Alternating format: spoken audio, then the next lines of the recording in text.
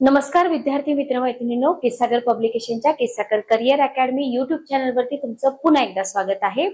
केंद्र प्रमुख भरती परीक्षा पेपर पहिला आपण इथं बुक रिव्ह्यू घेतले, 5 ते 6 आपण डेमो सेशन इथं घेतलेले आहेत, ज्याच्यामध्ये तुम्हाला एक 600+ क्वेश्चन आपण दिलेले आहेत। पुस्तकामध्ये तुम्हाला प्रिव्हियस इयर क्वेश्चन पेपर आणि प्रश्नसंच भरपूर मिळत आहेत। सो पुस्तक तुम्ही पेपर 1 साठी परचेस केलं असेल आणि तुमचा अभ्यास देखील जोरात चालू असेल। ठीक आहे, आता आपला जो दुसरा पेपर आहे केंद्र प्रमुख भरती परीक्षा, त्या पेपरसाठी विद्यार्थ्यांना थोडंसं टेन्शन राहतं, कारण त्या पेपरमध्ये तुम्हाला वेटेज दिलेलं आहे। लक्षात घ्या, म्हणजे त्या पेपर मधला ईच अँड एव्हरी पॉइंट तुम्हाला कव्हर करायचा आहे आणि जे काही तुम्हाला सब टॉपिक दिलेले आहेत ना, त्या सब टॉपिक बद्दल जेवढी इन्फॉर्मेशन आहे, फॅक्च्युअल असेल, कॉन्सेप्च्युअल असेल, सगळं काही तुम्हाला प्रिपेअर करायचंय। बरोबर, मग आता विद्यार्थ्यांचा एकच प्रश्न होता की मॅडम असं परिपूर्ण कोणतं पुस्तक आहे का जे आम्हाला पेपर 2 साठी उपयोगी पडेल? बघा, पेपर 2 साठी तर भरपूर पुस्तकं तुम्हाला मी इथे सांगितलेली आहेत, जसं की केंद्र प्रमुख भरती पेपर दुसरा टेट हे जे पुस्तक आहे, हे पुस्तक कंप्लीट बुक आहे। या पुस्तकातून तुम्ही तुमची प्रिपरेशन करू शकता आणि आज आपण इथं अशाच पुस्तकाचा बुक रिव्ह्यू घेत आहोत। शालेय शिक्षणातील नियम अधिनियम शैक्षणिक नवविचार प्रवाह, तर हे जे पुस्तक आहे, तर हे केसागर पब्लिकेशनचं पुस्तक तुमच्या येणाऱ्या परीक्षेसाठी अतिशय उपयोगी पडणार आहे। शशिकांत अन्नदाते सर आणि स्वाती शेटे मॅडमनी लिहिलेले हे पुस्तक आहे। तर या पुस्तकामधून जो तुमचा प्रॉपर सिलेबस आहे, तो सिलेबस कव्हर होणार आहे। पुस्तकामध्ये तुम्हाला राज्यघटनेतल्या शिक्षण विषयक तरतुदी स्पेसिफिक मार्क आहे त्याला, शिक्षण क्षेत्रातील प्रमुख संस्था एनसीईआरटी असेल, एनसीटी असेल, युनिसेफ असेल, डाएट असेल, सगळ्यावरती तुम्हाला क्वेश्चन विचारले जातात। इन्फॉर्मेशन टेक्नॉलॉजीचा वापर आहे, अभ्यासक्रम मूल्यमापन आहे, अध्ययन अध्यापन पद्धती आहे, विषयनिहाय आशय ज्ञान आणि संप्रेषण कौशल्य, या सगळ्यावरती तुम्हाला इथं क्वेश्चन विचारले जातात आणि हा सगळा सिलेबस जो आहे हा तुमचा या पुस्तकातून कव्हर होत आहे। ठीक आहे, ओके, क्लिअर। आता पुस्तकाची इंडेक्स आणि तुमचा सिलेबस जो आहे ना, तो तुम्ही थोडासा चेक करून घ्या, म्हणजे तुम्हाला इथं व्यवस्थित लक्षात येऊन जाईल। तर ही आहे आपल्या पुस्तकाची इंडेक्स। बघा, ही आहे आपल्या पुस्तकाची इंडेक्स। तर प्रिव्हियस इयरचे क्वेश्चन पेपर जर आपण काढून बघितले तर तुमच्या लक्षात येऊन जाईल की क्वेश्चन किती सिलेक्टेड येतात। ओके, याच्यामध्ये तुमचा पहिला टॉपिक येतो केंद्र प्रमुख हे जे पद आहे, बरोबर, ज्या पदासाठी तुम्ही एक्झाम देताय, या केंद्र प्रमुख पदाची कर्तव्य आणि कामकाजाची पद्धती काय आहे। ओके, बघा, केंद्र प्रमुख पदाची कर्तव्य आणि कामकाजाची पद्धती। आता केंद्र प्रमुख पदाची जी कर्तव्य आहे त्याच्यामध्ये तुम्हाला प्रशासकीय कर्तव्य विचारली जाऊ शकतात, कार्यालयीन कर्तव्य विचारतील, शैक्षणिक कर्तव्य विचारतील आणि याच्यामध्ये तुम्हाला जे कामकाज पद्धती आहे त्याच्यामध्ये केंद्र संमेलनाचं आयोजन याच्यावरती क्वेश्चन विचारला जाऊ शकतो। म्हणजे इथं तुम्हाला कर्तव्य आणि जबाबदाऱ्यामध्ये 4 पॉइंट जे आहेत ना, 4 पॉइंट अतिशय व्यवस्थित कव्हर करून घ्यायचंय। प्रशासकीय कर्तव्य, कार्यालयीन कर्तव्य, शैक्षणिक कर्तव्य आणि केंद्र संमेलनाचं आयोजन। Okay, clear. नेक्स्ट तुमचा सेकंड टॉपिक येतो इथं विस्तार अधिकारी शिक्षण पदाची कर्तव्य आणि कामकाजाची पद्धती। इथं पण सेम तुम्हाला काय करायचंय, विस्तार अधिकारी म्हणजे हे जे शिक्षण पद आहे त्याची कर्तव्य आणि नगरपालिका प्रशासन अधिकाऱ्यांची जी कामं आहेत ना, हा मुद्दा तुम्हाला इथं पुस्तकातून कव्हर करून मिळतो, ज्याच्यावरती तुम्हाला एक्झाम मध्ये क्वेश्चन राहतात। नेक्स्ट क्वेश्चन आहे भारतीय राज्यघटना आणि प्रमुख शिक्षण विषयक तरतुदी। व्हेरी व्हेरी इम्पॉर्टंट, लक्षात घ्या। तर याच्यामध्ये तुम्हाला आपल्या राज्यघटना आणि लोकशाही बद्दल इन्फॉर्मेशन आहे, आपल्या राज्यघटनेतील आर्टिकल जे शिक्षणाशी रिलेटेड आहेत। ओके, तर राज्यघटनेतली महत्वाची कलमं आहेत, आपल्या राज्यघटनेचे स्रोत आहेत, जसं की फंडामेंटल राईट असेल, तुमचे इलेक्शन कमिशन असेल, निवडणूक प्रक्रिया, लोकसभा, राज्यसभा, राज्याचं विधिमंडळ, 73 आणि 74वी घटनादुरुस्ती, पंचायत राज। ओके, तर हा भाग खूप जास्त इम्पॉर्टंट आहे, हा तुम्हाला इथं कम्प्लीट मिळून जातो। लक्षात घ्या, लक्षात घ्या, इंडियन पॉलिटी बऱ्याच एक्झाम मध्ये विचारली जाते, बरोबर, पण तुम्हाला काय दिलंय, तुम्हाला शिक्षण विषयक दिलेला आहे की शिक्षण विषयक कोणत्या तरतुदी आहे, शिक्षण विषयक कोणते आर्टिकल्स आहेत। ओके, त्याच्यानंतर बघा भारतीय राज्यघटनेतील प्रमुख शिक्षण विषयक तरतुदी, ज्याच्यामध्ये तुम्हाला 42वी घटनादुरुस्ती लक्षात ठेवावी लागेल, 86वी घटनादुरुस्ती लक्षात ठेवावी लागेल, धार्मिक शिक्षणात सहभागी न होण्याचं स्वातंत्र्य, अल्पसंख्याकांचे सांस्कृतिक शैक्षणिक हक्क, अल्पसंख्याकांचे शिक्षण विषयक हक्क, या प्रत्येकासाठी जे आर्टिकल आहेत, मूलभूत हक्कामधले जे आर्टिकल्स येतात बरोबर, ते सगळे आर्टिकल्स तुम्हाला एक तर तुम्हाला आर्टिकल देऊन तरतुदी विचारतील किंवा तरतुदी देऊन आर्टिकल विचारू शकतात, काही विचारू शकतात, लक्षात घ्या. ठीक आहे. राज्यघटनेमध्ये ज्या काही शिक्षण विषयक प्रमुख तरतुदी आहेत, घटना दुरुस्ती आहेत, कलम आहेत, हे सगळं तुम्हाला याच्यामध्ये विचारलं जातं. म्हणजे इंडियन पॉलिटी तुम्हाला बाकी काही न विचारता फक्त तुमच्या पदासाठी काय इम्पॉर्टंट आहे, शिक्षण विषयक तरतुदी, तर त्याच तुम्हाला विचारल्या जातात आणि तोच पार्ट इथं पुस्तकामध्ये कव्हर केलेला तुम्हाला दिसून येतो. नेक्स्ट बघा, नेक्स्ट आहे बालकांच्या मोफत सक्तीच्या शिक्षणाचा अधिकार अधिनियम 2009 आणि महाराष्ट्राची नियमावली 2011. आता या अधिनियमामध्ये ज्या तरतुदी आहेत, अधिनियमातले जे काही आर्टिकल्स असतील, तर त्याच्यावरती सुद्धा क्वेश्चन विचारले जाऊ शकतात. त्याच्यामुळं आपल्याला वाटतं की हे सोपं आहे, तुम्हाला फक्त डेट नाहीत विचारणार की हा अधिनियम कधीचा आहे, कधी लागू झाला, तुम्हाला त्याच्यामध्ये जे काही इम्पॉर्टंट पॉइंट्स आहेत ना, त्याच्यावरती सुद्धा क्वेश्चन विचारले जाऊ शकतात. जसं की बालकाचा मोफत सक्तीच्या शिक्षणाचा अधिकार 2009, ओके, बालकांच्या मोफत आणि सक्तीच्या शिक्षणाचा हक्क अधिनियम 2009 नुसार शाळेसाठी जी आवश्यक मानके आणि नियम आहेत ते तुम्हाला विचारले जाऊ शकतात. महाराष्ट्र बालकांचा मोफत आणि सक्तीच्या शिक्षणाचा हक्क नियम 2011 तुम्हाला विचारला जाऊ शकतो, म्हणण्यापेक्षा तुमच्या सिलेबस मध्ये ते आहे, त्याच्यावरती विचारले जातात क्वेश्चन. विना अनुदानित शाळेमध्ये 25% प्रवेश राखीव, शिक्षण हक्क कायद्यातील राखीव जागेसंबंधी तरतुदी, महाराष्ट्र बालकांचा मोफत व सक्तीच्या शिक्षणाचा हक्क, वंचित गटातील बालकांना व दुर्बल गटातील बालकांना प्राथमिक शिक्षणासाठी प्रवेश देण्याकरता जागा राखून ठेवण्याची रीत नियम 2012, ओके, सॉरी. तर हे सगळं तुम्हाला इथं विचारलं जातं. नेक्स्ट आहे बाल हक्क संरक्षण आयोग अधिनियम 2005. तर याच्यामध्ये तुम्हाला बाल हक्क संरक्षण अधिनियम कधीचा आहे आणि त्याच्या अंतर्गत जे आर्टिकल्स आहेत, प्रकरण आहे 7 प्रकरण. 7 प्रकरणामध्ये पहिलं प्रकरण आहे प्रारंभिक, ज्याच्यामध्ये नाव वगैरे आणि इन्फॉर्मेशन दिलेली असते. सेकंड मध्ये राष्ट्रीय बाल हक्क संरक्षण आयोग. प्रकरण 3 मध्ये काय आहे, आयोगाची कार्य आणि अधिकार, हे जोड्या लावामध्ये पण विचारलं जाऊ शकतं. प्रकरण 4 मध्ये राज्य बाल हक्क संरक्षण आयोग. प्रकरण 5 मध्ये बाल न्यायालय. प्रकरण 6 मध्ये वित्त लेखे लेखा परीक्षण आणि प्रकरण 7 मध्ये इतर. ओके, हे सगळं तुम्हाला इथं विचारलं जाऊ शकतं.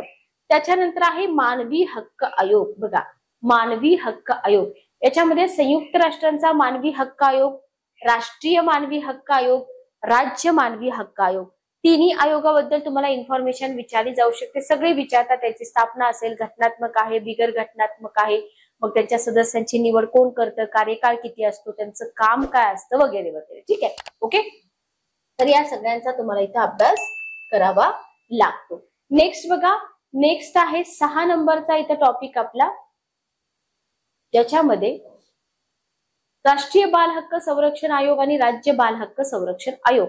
राष्ट्रीय बाल हक्क संरक्षण आयोग, महाराष्ट्रातील राज्य बाल हक्क संरक्षण आयोग, बाल हक्क संरक्षण आयोग मानके, 6 नंबरचा हा टॉपिक आहे. याच्यामधून तुम्हाला एवढे सगळे पॉइंट्स कव्हर करावे लागतात. ठीक आहे, ओके.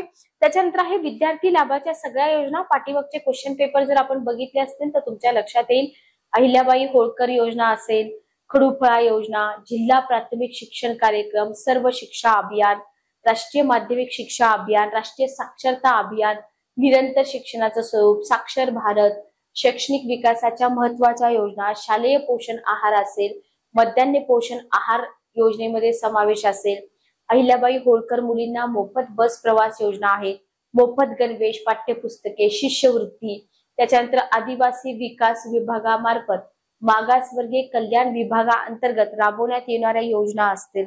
ओके, त्याच्यानंतर आदिवासी मुलांसाठी इथं शासकीय वसतिगृहे आहेत, परदेशातील उच्च शिक्षणासाठी शिष्यवृत्ती, मुख्यमंत्री फेलोशिप योजना, समग्र शिक्षा अभियान, कायापालट अभियान, ग्रामीण डिजिटल साक्षरता अभियान आहे, स्वयंप्रभा स्कीम योजना, याच्यावरती क्वेश्चन विचारले, सेटला सुद्धा क्वेश्चन विचारले.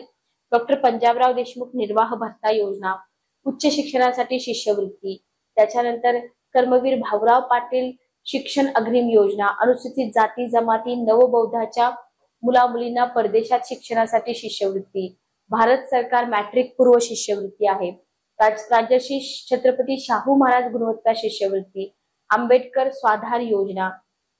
तर या सगळ्या योजना तुम्हाला एकत्रितपणे एका पुस्तकामध्ये मिळणं कठीण होतं, पण आपलं हे पुस्तक तुमच्यासाठी परिपूर्ण आहे. त्याच्यानंतर उडान योजना आहे, विद्या वीरता अभियान, राष्ट्रीय आविष्कार अभियान, पढे भारत बडे भारत, विद्यालक्ष्मी शैक्षणिक कर्ज योजना आहे, विद्यांजली योजना ज्याच्यावरती UPSC ला पण क्वेश्चन विचारला होता, लक्षात घ्या. त्याच्यानंतर 8 नंबरचा तुमचा टॉपिक येतो विशेष गरजा असणारे विद्यार्थी आणि त्यांच्यासाठीच्या शासन योजना. याच्यामध्ये समावेशक शिक्षणाची संकल्पना, समावेशक शिक्षणाचा विकास, समावेशक शिक्षणाची उद्दिष्ट. बघा, संकल्पना, विकास, उद्दिष्टे सगळ्यांवरती क्वेश्चन राहतात. पारंपरिक शाळा, समावेशक शाळेतला फरक, समावेशक शिक्षणाचा लक्ष्य गट तुम्हाला विचारला जातो. याच्यामध्ये शिक्षकाची भूमिका कशी असावी, आपण पाठीमागे क्वेश्चन बघितले प्रिव्हियस इयरचे. मतिमंद बालके, अस्थिव्यंग बालके, अध्ययन अकार्यक्षमता, सर्जनशील बालके, प्रतिभाशाली बालके, विशेष बालकांचे दिव्यांगाचे अधिकार, केंद्र शासनाच्या दिव्यांगासाठीच्या विशेष बालकांसाठीच्या योजना, विकलांग व्यक्तीच्या सक्षमीकरणासाठी राष्ट्रीय पुरस्कार, महाराष्ट्र शासनाच्या दिव्यांगासाठीच्या विशेष बालकांसाठीच्या योजना, दिव्यांग व्यक्तींना रोजगारासाठी बीज भांडवल, ठीक आहे, दिव्यांग व्यक्तींना पुनर्वसनासाठी वित्तीय सहाय्य, दिव्यांग व्यक्तींना कृत्रिम अवयव आणि साधने पुरवणे आणि दिव्यांग समावेशक शिक्षण. हा सगळा भाग तुमचा कशामध्ये येतो, जो की खूप इम्पॉर्टंट आहे, विशेष गरजा असणारे विद्यार्थी आणि त्यांच्यासाठीच्या शासन योजना. ठीक आहे, ओके. याच्यानंतर तुमचा पुढचा टॉपिक येतो अल्पसंख्याक विद्यार्थ्यांचे शिक्षण आणि शासनाच्या अल्पसंख्याक विद्यार्थ्यांसाठीच्या योजना. तर इथे तुम्हाला सुरुवातीला दिलेली आहे अल्पसंख्याकांची डेफिनेशन. त्याच्यानंतर भारतीय राज्यघटनेतील अल्पसंख्याक हक्क विषयक तरतुदी, अल्पसंख्याक विद्यार्थ्याच्या शिक्षण विषयक समस्या आणि सच्चर समितीचा अहवाल, जो की खूप इम्पॉर्टंट आहे आपल्या परीक्षेसाठी. ठीक आहे, ओके, क्लिअर. त्याच्यानंतर बघा तुम्हाला पुढचा मुद्दा दिलेला आहे अल्पसंख्याक कल्याणासाठी पंतप्रधान नवीन 15 कलमी कार्यक्रम, राष्ट्रीय अल्पसंख्याक शैक्षणिक संस्था आयोग, SPQEM, IDMI, केंद्र शासनाच्या अल्पसंख्याक विद्यार्थी विषयक योजना, महाराष्ट्र शासनाच्या योजना. स्पेशली केंद्र शासनाच्या अभ्यासल्यानंतर आपण महाराष्ट्र शासनाची परीक्षा देतोय, तर महाराष्ट्र शासनाच्या अल्पसंख्याक विद्यार्थी विषयक योजना इथं आपल्याला कराव्या लागतात. 10 नंबरचा क्वेश्चन बघा, महाराष्ट्रातील शिक्षण क्षेत्राशी निगडित महत्वाचे शासन निर्णय. Very very important. पहिला आहे मान्यता प्राप्त खाजगी अनुदानित, विना अनुदानित, अंशतः अनुदानित शाळेतील शिक्षक शिक्षकेतर कर्मचाऱ्याच्या तक्रारीवर कार्यवाही करण्याकरिता तक्रार निवारण समिती गठीत करण्याबाबत 1 ऑक्टोबर 2019. पवित्र या संगणकीय प्रणालीद्वारे राज्यातील सगळ्या व्यवस्थापनाच्या शाळांमधील शिक्षक निवडीसाठी पारदर्शक पद्धती विहित करण्याबाबत 7 फेब्रुवारी 2019. सर्व शैक्षणिक संस्थांमध्ये तंबाखू मुक्त शाळा धोरण राबविण्याबाबत 6 जून 2019. शासकीय व शासन अनुदानित शाळांमधील हुशार व गरजू विद्यार्थ्यांकरता JEE आणि नीट या प्रवेश परीक्षांची तयारी करण्याबाबत 1 ऑगस्ट 2018. इयत्ता 1ली ते 12वी पर्यंतच्या विशेष गरजा असणाऱ्या दिव्यांग विद्यार्थ्यांच्या अध्ययन शैलीनुसार मूल्यांकनाबाबत आणि शैक्षणिक सवली संदर्भात मार्गदर्शक सूचना 2018. महाराष्ट्र विद्या प्राधिकरण संस्थेच्या नावाभिन्नाबाबत 1 जून 2018. त्याच्यानंतर आंतरराष्ट्रीय ओजस शाळांना मान्यता देणे 5 मे 2018. आंतरराष्ट्रीय शैक्षणिक दर्जाच्या 100 शाळा राज्यामध्ये निर्माण करणे 14 ऑक्टोबर 2016. शैक्षणिक समृद्धीसाठी शिक्षक आणि अधिकारी यांचा आंतरराष्ट्रीय अभ्यास दौरा 2 नोव्हेंबर 2016. संकेतस्थळावरील ई साहित्याचा उपयोग 6 डिसेंबर 2016. Okay, clear. तर तुम्हाला वाटेल की हे विचारत नाहीत, पण याच्यावरती क्वेश्चन विचारले जातात जे आपण अंदाजे उत्तर देऊ शकत नाही, लक्षात घ्या. त्याच्यानंतर स्वच्छ विद्यालय स्वच्छ महाराष्ट्र मोहीम कार्यक्रमाची अंमलबजावणी 7 ऑक्टोबर 2015. 15 ऑक्टोबर हा दिवस वाचन प्रेरणा दिन म्हणून साजरा करण्याबाबत 7 ऑक्टोबर 2015. शाळांची मानकं आणि मूल्यमापनाकरता शाला सिद्धी या राष्ट्रीय कार्यक्रमाच्या अंमलबजावणी संदर्भात 30 मार्च 2016.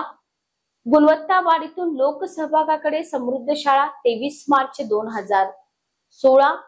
शालेय शिक्षण विभागाच्या की रिझल्ट एरियाज बाबत 3 नोव्हेंबर 2015. तर हे सगळं तुम्हाला तुमच्या परीक्षेसाठी करावं लागणार आहे, लक्षात घ्या. आणि डेफिनेटली याचा आउटपुट खूप चांगला असणार आहे. तर तुम्हाला मार्क्स एवढे चांगले मिळतील, तुमचं सिलेक्शन पण होऊन जाईल. ठीक आहे. विद्यार्थी चुकतात कुठे, विद्यार्थी पुस्तकं घेत नाहीत, लक्षात घ्या. सतत इन्फॉर्मेशन शोधत राहतात. तर हे एवढं सोपं नाहीये जेवढं आपण समजतोय. ओके. शिक्षण क्षेत्रातील प्रमुख संस्थांची रचना आणि कार्य.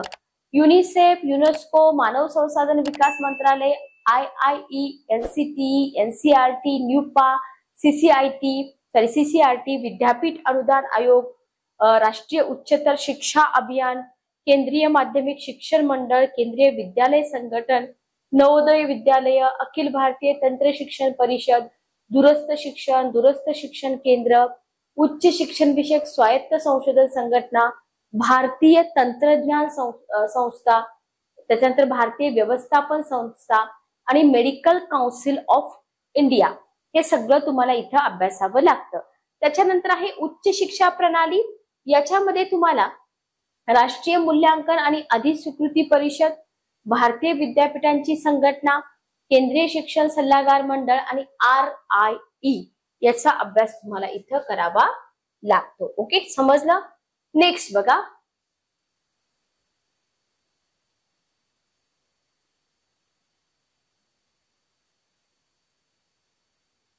चला,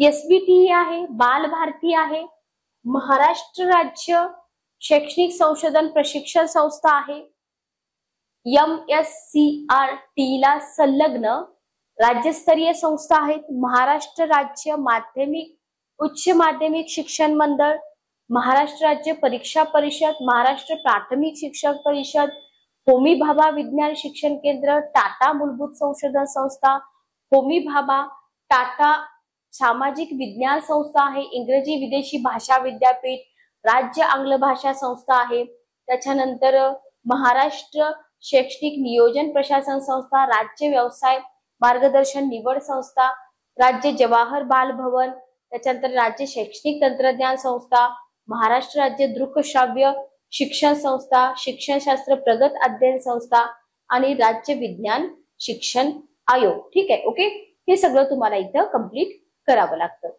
भारतातील व महाराष्ट्रातील शैक्षणिक प्रशासनाची संरचना कशी आहे. ओके, केंद्र पातळीवरती शैक्षणिक प्रशासनाची संरचना तुम्हाला आधी अभ्यासावी लागते, ज्याच्यामध्ये तुम्हाला हा तुमचा पहिला मुद्दा या टॉपिक मध्ये कव्हर करावा लागतो. दुसरा मुद्दा आहे महाराष्ट्र राज्याची शैक्षणिक प्रशासन संरचना, ज्याच्यामध्ये शिक्षण संचालनालय याची संरचना, प्रायमरी, त्याच्यानंतर शिक्षण संचालनालय, माध्यमिक आणि उच्च माध्यमिक त्याची संरचना आणि कार्यपद्धती, त्याच्यानंतर उच्च शिक्षण संरचना, त्याच्यानंतर महाराष्ट्र राज्य शैक्षणिक संशोधन प्रशिक्षण परिषद पुणे याची संरचना, त्याच्यानंतर महाराष्ट्र राज्य माध्यमिक उच्च माध्यमिक शिक्षण मंडळ पुणे, त्याच्यानंतर महाराष्ट्र राज्य प्रौढ शिक्षण संचालनालय संरचना, महाराष्ट्र राज्य परीक्षा परिषद पुणे रचना, महाराष्ट्र राज्य शिक्षण परिषद संरचना, महाराष्ट्र शैक्षणिक नियोजन आणि प्रशासन संस्था औरंगाबाद संरचना. ठीक आहे. ओके, हे दिसताना सोपं दिसतं, पण सिलेबस हा कठीण आहे, लक्षात घ्या. अशा नामवंत लेखकांची पुस्तकं तुम्ही वापरली तर तुम्हाला इथं चांगले मार्क्स मिळून जातील. जिल्हा परिषदेची शैक्षणिक प्रशासन संरचना, तालुका पंचायत समिती शिक्षण प्रशासन संरचना, ग्रामस्तरावरील शिक्षण प्रशासन संरचना आणि महानगरपालिका नगर परिषद शैक्षणिक प्रशासन संरचना. ठीक आहे. ओके. तर हे 13 पॉइंट तुम्हाला इथं कव्हर करावे लागतील. त्याच्यानंतर आहे शिक्षणाचं व्यवस्थापन व प्रशासन रचना, कार्य आणि जबाबदाऱ्या. तर याच्यामध्ये शिक्षण संचालनालय प्राथमिक, सेकंड आहे शिक्षण संचालनालय माध्यमिक आणि उच्च माध्यमिक, थर्ड आहे शिक्षण संचालनालय अल्पसंख्याक आणि प्रौढ शिक्षण. ओके. आणि त्याच्यानंतर आहे शिक्षण आयुक्त. ठीक आहे. तर इथे बघा महाराष्ट्र जिल्हा परिषद आणि पंचायत समिती अधिनियम 1961 पण तुम्हाला पुढे अभ्यासावा लागतो. जिल्हा पातळीवरची शैक्षणिक प्रशासन, महाराष्ट्र ग्रामपंचायत अधिनियम 58 चा पण अभ्यासावा लागतो. पंचायत व्यवस्थापन, ग्रामपंचायती, पंचायत समित्या, जिल्हा परिषदा हे सगळं तुम्हाला अभ्यासावं लागतं. तालुका पातळीवरील शैक्षणिक प्रशासन आहे, त्याच्यानंतर ग्राम स्तरावरील शैक्षणिक प्रशासन आहे, महानगरपालिका, नगरपालिका, नगर परिषद, नगर पंचायत, कामकाज, कायदे, बरंच काही तुम्हाला सेकंड पेपर मध्ये अभ्यासावं लागतं. ठीक आहे. त्याच्यानंतर महानगरपालिका आणि नगर परिषदेतील शैक्षणिक विषयक प्रशासन आहे. हा भाग तुमचा इथं संपतो, जो की खूप महत्वाचा, खूप किचकट, खूप सारी इन्फॉर्मेशन, खूप सारा फॅक्च्युअल डाटा तुम्हाला इथं लक्षात ठेवावा लागणार आहे. पेपर दुसरा वेटेज जरी दिला असतं तरी सुद्धा पेपर दुसरा कठीणच आहे, ज्याच्यासाठी तुम्हाला जास्त एफर्ट्स घ्यावे लागणार आहेत. ओके. संगणक माहिती तंत्रज्ञान आणि इंटरनेटचा वापर, त्याच्यामध्ये तुम्हाला इन्फॉर्मेशन टेक्नॉलॉजी, त्याचे फायदे, संगणकाच्या विकासातले टप्पे असतील, संगणक स्मृतीची एककं, संगणकाचे प्रकार, बरोबर, संगणकाच्या पिढ्या, इंटरनेट, सर्च इंजिन, इंटरनेट आधारित सेवा, domain name system, social networking, माहिती तंत्रज्ञानाशी संबंधित महत्वपूर्ण पारिभाषिक संकल्पना, हा सगळा बेसिकचा भाग येतो. हा बेसिकचा भाग तुम्हाला, हे बेसिक आहे सगळं, लक्षात घ्या. ओके. हे सगळं तुम्हाला तुमच्या एक्झाम मध्ये विचारलं जातं. ठीक आहे. नेक्स्ट बघा, याच्यामध्येच तुम्हाला संगणक तंत्रज्ञानामध्येच अजून काय विचारलं जातं बघा. संगणक आणि माहिती तंत्रज्ञानाशी संबंधित संक्षिप्त जी रूपं आहेत ती विचारतात. मीडिया लॅब विषयावरती 100% क्वेश्चन असतो. विद्यावाहिनी, ज्ञानवाहिनी, सामुदायिक माहिती केंद्रे, ई गव्हर्नन्स, शाळांत, DBT, email, WhatsApp, Skype, blog, Vicky, podcast, Facebook सगळं तुम्हाला विचारलं जातं. ठीक आहे. ओके. ट्विटर. ठीक आहे. हे आपल्याला माहित असतं, पण शिक्षणाशी रिलेटेड जर त्यांनी काही क्वेश्चन विचारतात आपल्याला येत नाही, आपण हे सगळं वापरतो, बरोबर, तर ते महत्वाचं आहे. त्याच्यानंतर आहे सरळ व UDIS प्रणाली, त्याच्यामध्ये सरळ प्रणाली, सरळ प्रणालीचं अद्ययावतीकरण आणि UDIS प्रणाली. ओके. त्याच्यानंतर आहे शाळेचं अंदाजपत्रक आणि हिशोब, शाळा व्यवस्थापन समिती रचना, कार्य आणि सर्व शिक्षा अभ्यास.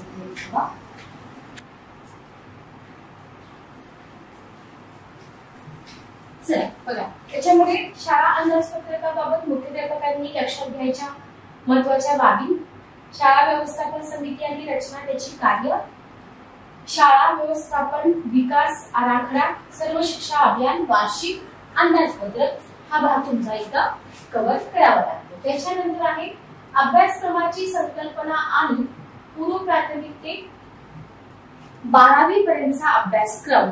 बघा, जेव्हा तुम्ही सिलेबस पाहता तेव्हा कळत नाही याच्यामध्ये काय करायचंय, बरोबर. अभ्यासक्रम रचनेच्या पद्धती तुम्हाला इथे अभ्यासाच्या आहेत. पूर्वशालेय शिक्षण, शिशुशाळा, मॉन्टेसरी पद्धती, नूतन बाल शिक्षण पद्धती, त्याच्यानंतर तुम्हाला याच्यामध्ये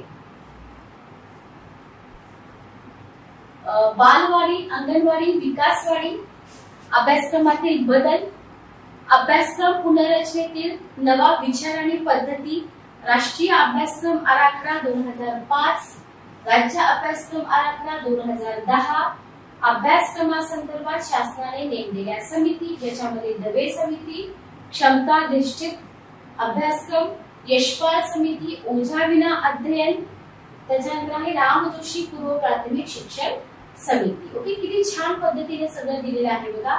अध्ययन निष्पत्तीतील उणीवा आणि विद्यार्थ्यांना पूरक मार्गदर्शन, याच्यामध्ये तुम्हाला अध्ययन निष्पत्तीतील उणीवा दूर करण्यासाठी विद्यार्थ्यांना पूरक मार्गदर्शन.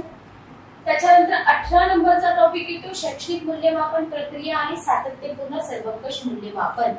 याच्यामध्ये मूल्यमापन शैक्षणिक मूल्यमापनाचे उद्देश, मूल्यमापन उद्दिष्टांचं वर्गीकरण, मूल्यमापनाचे प्रकार, मूल्यमापन साधनांचे निकष, अध्यापन नियोजन, मूल्यमापनाची साधनं, मूल्यमापनाचा नवीन दृष्टिकोन, सातत्यपूर्ण सर्वंकष मूल्यमापन आणि मूल्यमापन प्रणालीतील नवीन विचार प्रवाह. ठीक आहे, ओके. त्याच्यानंतर प्रश्न निर्मिती, स्वाध्याय कौशल्य, त्याच्यानंतर राष्ट्रीय संपादक सर्वेक्षण पिसा आणि असर चाचण्या, त्याच्यामध्ये राष्ट्रीय संपादक सर्वेक्षण पिसा असर चाचण्यांचे स्वरूप आणि सर्वेक्षण अहवाल 2021. ठीक आहे, सॉरी 19 म्हणले मी, 21.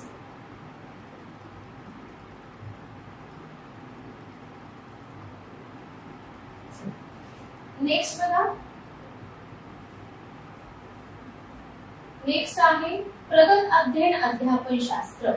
प्रगत अध्ययन अध्यापन शास्त्र याच्यामध्ये अध्यापन अर्थसंकल्पना, अध्यापन प्रक्रियेचं स्वरूप, उद्दिष्ट, वैशिष्ट्य, मूलभूत बाबी, अध्ययनकर्त्यांची वैशिष्ट्य, परिणाम करणारे घटक, शिक्षक केंद्रित अध्यापन पद्धती, विद्यार्थी केंद्रित अध्यापन पद्धती, त्याच्यानंतर अध्यापन पद्धतीचे प्रकार, ऑफलाईन ऑनलाईन शिक्षण पद्धतीमधला फरक, अध्यापन पद्धतीचा दर्जा, त्याचा अर्थ, हे सगळं तुम्हाला इथे दिलेलं आहे. अध्यापनाच्या अवस्था, प्रकल्प पद्धतीचे प्रकार, चर्चा पद्धतीचे प्रकार, अध्यापनाचे सूत्र, स्मृती स्तर, आकलन स्तर, चिंतन स्तर, क्वेश्चन आहे.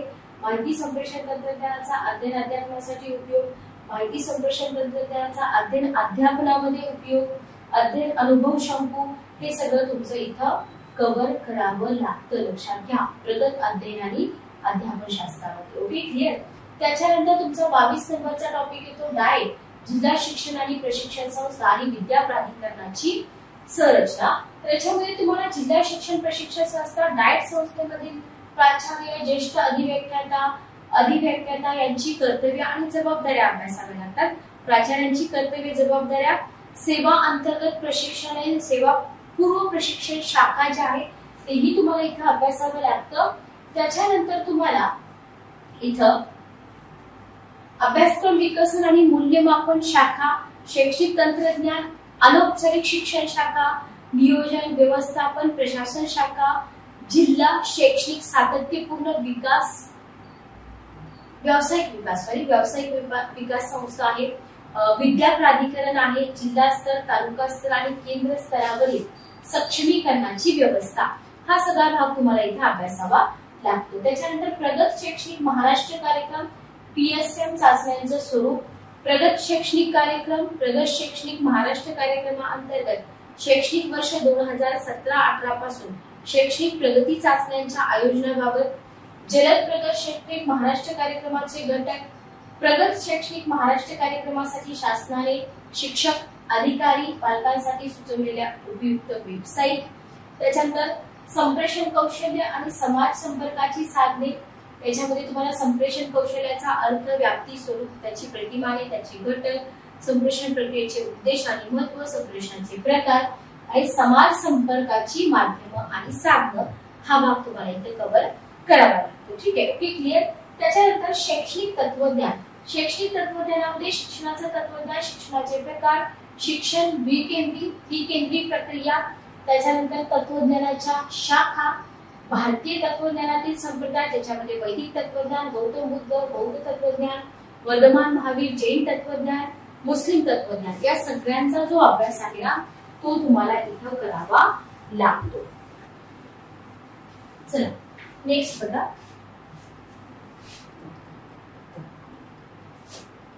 नेक्स्ट याच्यामध्ये तुम्हाला पाश्चात्य तत्वज्ञानातील संप्रदाय अभ्यासावे लागतील.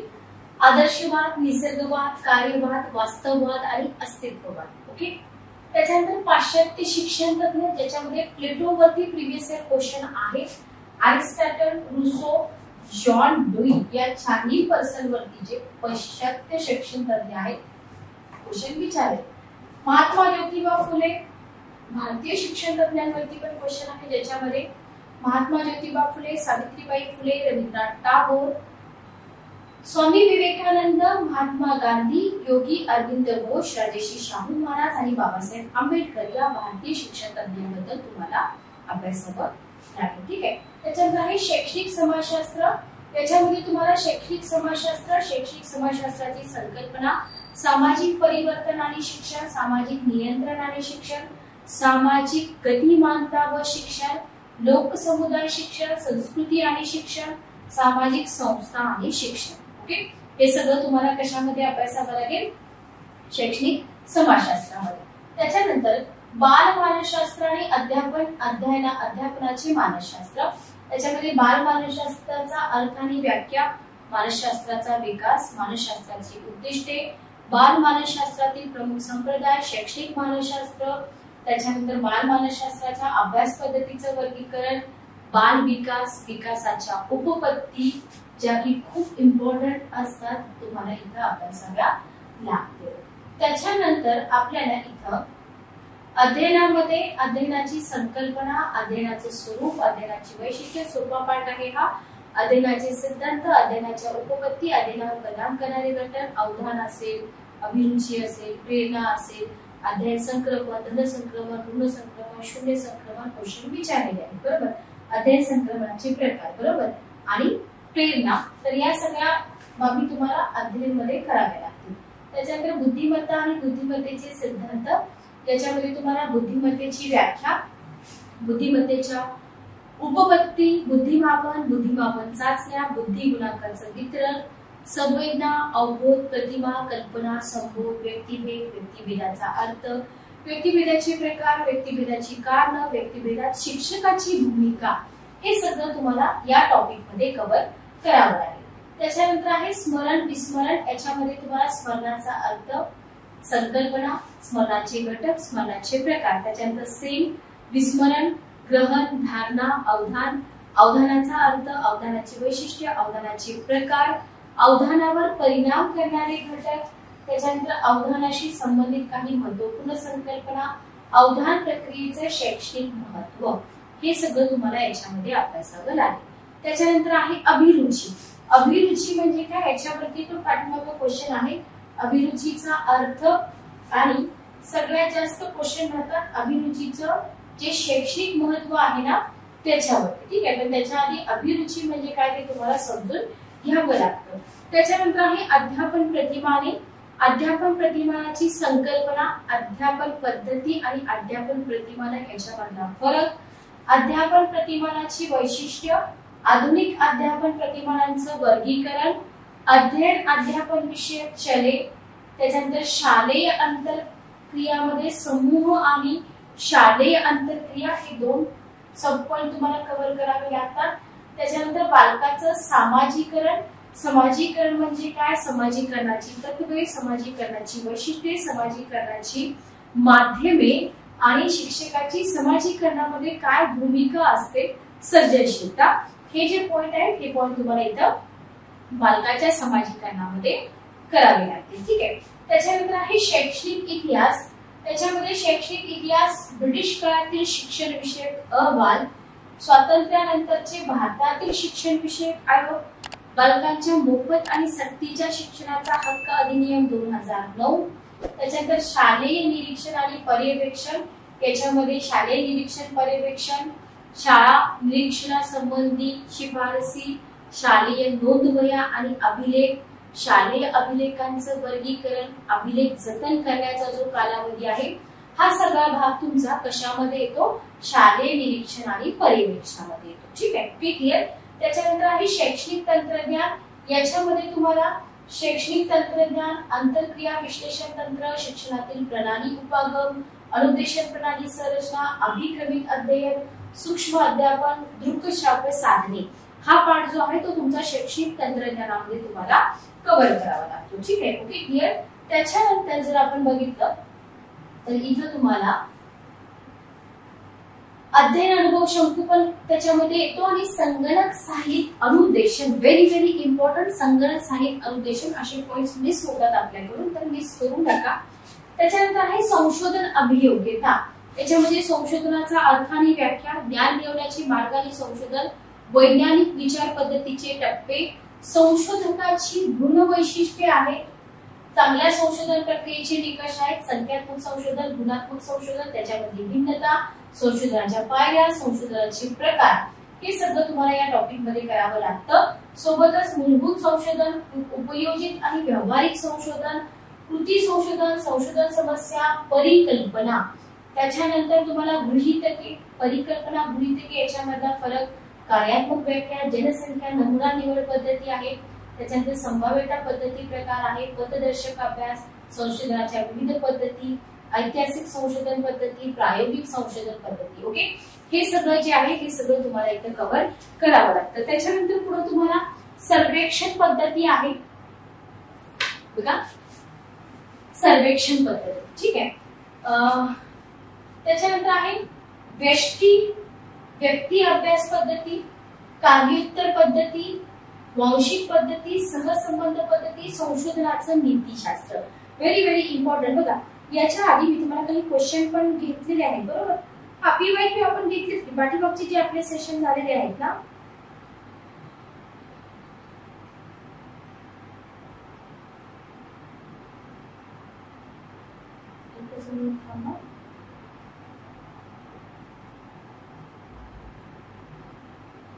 ओके चला. तर PYQ पण आपण इथे घेतलेले आहे. शोध निबंध, प्रबंध लेखनाची रूपरेषा आहे, त्याच्यानंतर संशोधनाची साधने, मुलाखत आणि निरीक्षण. ओके, तर हे पॉइंट ना जास्त झोन मध्ये नसतात, त्याच्यामुळे आपल्याकडून मिस होऊ शकतात. त्याच्यानंतर आहे प्रक्षेपण तंत्र बघा, प्रक्षेपण तंत्र, समाजविधी तंत्र, त्याच्यानंतर याच्यामध्ये प्रश्नावली, पडताळासूची, पदनिश्चय श्रेणी, प्रमाणित चाचण्या, संशोधनातील संख्याशास्त्रीय परिमाण. ठीक आहे. ओके, सब पॉइंट लक्षात ठेवा, सगळ्यात जास्त महत्वाचं तेच आहे. ठीक आहे. त्याच्यानंतर आहे शिक्षक शिक्षण. पुढचा टॉपिक बघा 32 नंबरचा, शिक्षक शिक्षण. याच्यामध्ये शिक्षक शिक्षण म्हणजे काय, त्याची संकल्पना, शिक्षक शिक्षणाची ऐतिहासिक पार्श्वभूमी, स्वातंत्र्यानंतरची शिक्षक शिक्षणातील प्रगती लक्षात घ्या. त्याच्यानंतर शिक्षक शिक्षणाची आवश्यकता का आहे, शिक्षक शिक्षणाचं महत्व, त्याच्यानंतर शिक्षक शिक्षणाची सर्वसामान्य उद्दिष्ट, शिक्षक शिक्षणाचे प्रकार, सेवापूर्व शिक्षक शिक्षण, सेवा अंतर्गत शिक्षक शिक्षण, सेवा अंतर्गत शिक्षण शिक्षणाची परिणामकारकता, शिक्षक शिक्षणाचं व्यवस्थापन आणि सेवा अंतर्गत शिक्षक शिक्षणाचं स्वरूप. ठीक आहे. Okay, clear.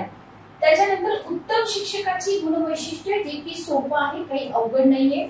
त्याच्यानंतर शालेय आंतरक्रिया, ज्याच्यामध्ये समूह, सराव अध्यापन आणि सलग अध्यापन, हे 3 मुद्दे जे आहेत ते तुम्हाला करावे लागतात. त्याच्यानंतर शिक्षणातील नवीन विचार प्रवाह, आधी तुम्हाला नव विचार प्रवाहाची संकल्पना समजून घ्यावी लागेल. त्याच्यानंतर हे जे कृतीयुक्त अध्यापन, ज्ञान रचनावाद आणि शिक्षण, व्यवसाय कौशल्य आणि विकास, कंपन्यांची सामाजिक जबाबदारी, हा सगळा भाग इथे अभ्यासावा लागतो. त्याच्यानंतर बहुविध बुद्धिमत्ता दृष्टिकोन, ज्याच्यामध्ये हॉवर्ड गार्डनरचा जो सिद्धांत आहे तो तुम्हाला करावा लागेल. बहुविध आणि बहुआयामी बुद्धिमत्ता सिद्धांत तुम्हाला इथं करावा लागेल. याच्यावरती क्वेश्चन येतात, इम्पॉर्टंट पार्ट आहे. ठीक आहे. त्याच्यानंतर तुम्हाला इथे बघा बहुस्तरीय अध्यापन, शांतता शिक्षण, पर्यावरण शिक्षण, नैतिक शिक्षण, लिंग समभाव, मानवी हक्क स्वातंत्र्याचं संवर्धन, गुणवत्तापूर्व शिक्षणाचं सार्वत्रिकीकरण, व्यवसाय शिक्षण. ओके, हा सगळा पाठ तुम्हाला इथं अभ्यासावा लागेल. त्याच्यानंतर आहे शालेय आशयज्ञान, त्याच्यामध्ये विज्ञान, महत्वाची माहिती, काही मूलद्रव्यांच्या संज्ञा, काही पदार्थांचे द्रवणांक आणि उत्कलनांक, वक्र गोलाकार आरशाचे 2 प्रकार, भिंगांचे प्रकार आणि काही दृष्टिदोष, हे तुम्हाला शालेय आशयज्ञान विज्ञानामध्ये अभ्यासावं लागेल. शालेय आशयज्ञान भूगोलामध्ये तुम्हाला भूगोल आणि भारताचा भूगोल. त्याच्यानंतर शालेय आशयज्ञान इतिहासामध्ये तुम्हाला प्राचीन भारत, ज्याच्यामध्ये हडप्पा संस्कृती, वैदिक संस्कृती, वैदिक साहित्य, धार्मिक आंदोलनामध्ये जैनिझम, बुद्धिझम, महाजनपदे, भारत आणि परकीयांचे संबंध, मौर्य साम्राज्य आणि सम्राट अशोकाची कारकीर्द, अशोकाचे शिलालेख, मौर्यकालीन प्रशासन आहे. त्याच्यानंतर नवीन राजसत्तांचा उदय आहे, मुघल कालखंड आहे, महाराष्ट्र राज्य आणि छत्रपती शिवाजी महाराज आहे. तर हे सगळं आशयज्ञान हिस्ट्री मध्ये तुम्हाला अभ्यासावं लागेल. ठीक आहे. ओके. त्याच्यानंतर बघा तुम्हाला आधुनिक भारताचा इतिहास पण अभ्यासावा लागेल. ओके. आधुनिक भारताचा इतिहास, महाराष्ट्राचा इतिहास याच्यामध्ये तुम्हाला काय अभ्यासायचंय? तुम्हाला इथं 1857च्या उठावापासून वासुदेव बळवंत फडकेंचा उठाव, राष्ट्रीय संघटनांची स्थापना, मवाळ जहालगड INC ची स्थापना, त्याच्यानंतर स्वदेशी बहिष्काराची चळवळ आहे, होम रूल लीग, लखनौ करार, चंपारण्य सत्याग्रह आहे, अहमदाबाद गिरणी कामगार संप आहे, त्याच्यानंतर खेडा सत्याग्रह, असहकार चळवळ, असहकार चळवळीचा प्रसार, चौरी चौरा घटना, सगळे म्हणजे सगळ्याच एक्झाम साठी मॉडर्न इंडियन हिस्ट्री जी तुम्ही अभ्यासता ती सगळी तुम्हाला इथे अभ्यासावी लागेल. ठीक आहे. ओके. क्लिअर. प्लस इथे तुम्हाला महाराष्ट्राचा इतिहास सुद्धा ऍड केलेला आहे.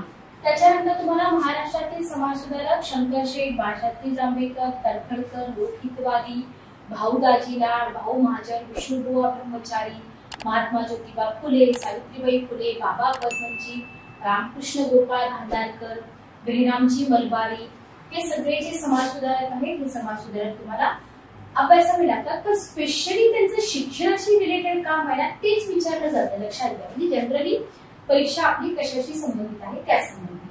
आगरकर साहेब असतील, रमाबाई रानडे, शाहू महाराज, रामजी शिंदे, आंबेडकर साहेब, त्याच्यानंतर कर्मवीर भाऊराव पाटील, महर्षी कर्वे, हे समाजसुधारक तुम्हाला विचारले जातात. त्याच्यानंतर तुम्हाला महाराष्ट्र राष्ट्रीय शैक्षणिक धोरण 2019 ची 443 प्रमुख वैशिष्ट्ये बघा आणि शालेय शिक्षणाबाबतच्या तरतुदी. त्याच्यामध्ये तुम्हाला स्थापित समिती धोरणाची दूरदृष्टी असेल, 2020 मध्ये प्रमुख मुद्दे, राष्ट्रीय शैक्षणिक धोरण 2020 मध्ये शालेय शिक्षण विषय विस्तारातील विस्तारित तरतुदी. ओके. त्याच्यानंतर शालेय शिक्षणाशी संबंधित महत्वाचे अधिनियम, व्हेरी व्हेरी इम्पॉर्टंट. याच्यामध्ये माध्यमिक शाळा संहिता, त्याच्यानंतर झूम करून थोडंसं तुम्हाला दिसून जाईल. याच्यामध्ये महाराष्ट्र शैक्षणिक परिसंस्था अधिनियम 1976, महाराष्ट्र शैक्षणिक परिसंस्था अधिनियम 1971, स्वयं अर्थ सांघिक शाळा 2012, उच्च माध्यमिक मंडळ अधिनियम 1965, महाराष्ट्र शैक्षणिक संस्था 1987. ओके. त्याच्यानंतर विविध मंडळाच्या शाळा CBSE, ICSE आणि IB. ठीक आहे. ओके. IGCSE कार्यपद्धती. याच्यामध्ये केंद्रीय माध्यमिक शिक्षण बोर्ड, CBSE, IB आणि IGSE हे सगळं तुम्हाला इथं अभ्यासाचं लागेल. सोपं आहे का? पेपर 2 अजिबात सोपं आहे, लक्षात घ्या. तर पेपर 1 आणि पेपर 2 कम्प्लीट सिलेबस, काही डेमोन्स्ट्रेशन, कम्प्लीट परिपूर्ण पुस्तक सूची मी इथे तुम्हाला सजेस्ट केलेली आहे. सेशन कशी वाटली कमेंट करून नक्की सांगा. पुस्तकं मागवा, अभ्यास चालू करा. पुस्तकाच्या बाहेर एकही क्वेश्चन जाणार नाही. इन्फॉर्मेशन कलेक्ट करत बसू नका. नामवंत लेखक, नामवंत प्रकाशनाची पुस्तकं वापरा आणि तुमचं जे केंद्र प्रमुख बनण्याचं स्वप्न आहे ते स्वप्न तुम्ही इथं साकार करा. तर भेटूया नेक्स्ट सेशन मध्ये. Good day. Take care.